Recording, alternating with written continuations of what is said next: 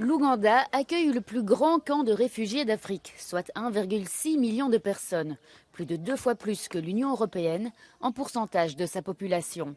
Mais les restrictions financières pourraient mettre en péril son modèle d'accueil.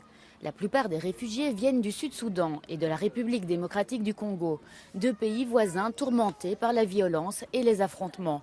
81% d'entre eux sont des femmes et des enfants qui ont souvent fui après que leurs villages ont été attaqués et que leurs maris et leurs pères ont été tués. Le camp de Nakivale, dans le sud-ouest de l'Ouganda, accueille de nouveaux arrivants chaque semaine.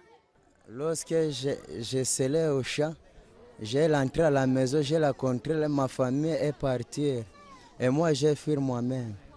L'Ouganda laisse entrer tout le monde, bénéficiant de l'aide humanitaire fournie par les partenaires internationaux, qui financent des infrastructures comme des écoles et des hôpitaux, utilisés à la fois par les réfugiés et la population locale.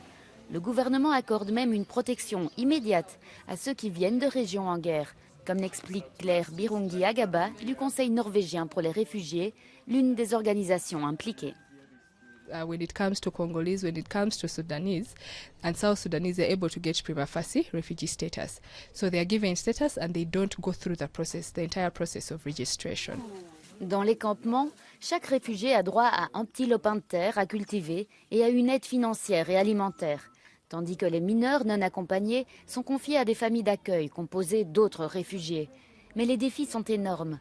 À Nakivale, la pauvreté et l'abandon scolaire sont très répandus et les réfugiés doivent se contenter de 3 kilos de riz et du demi-kilo de haricots qui leur sont fournis chaque mois.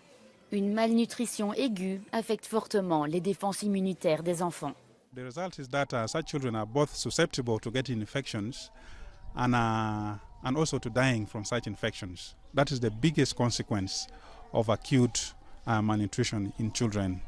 Le niveau de l'aide humanitaire mondiale à l'Ouganda a diminué au fil des ans. En 2018, environ 170 $ étaient dépensés par an et par réfugié. Aujourd'hui, le montant est passé à seulement 85 $. All the operations are suffering from a deficit of funding, and I do believe that the ones that are more acute are getting more money. Uganda, being a more stabilized humanitarian operation, perhaps does suffer a bit more, but we're confident that we're going to be able to maintain our level of support.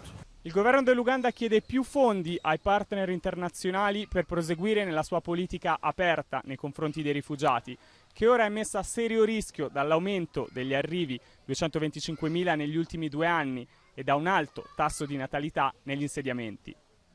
Vincenzo Genovese, Euronews, Entebbe.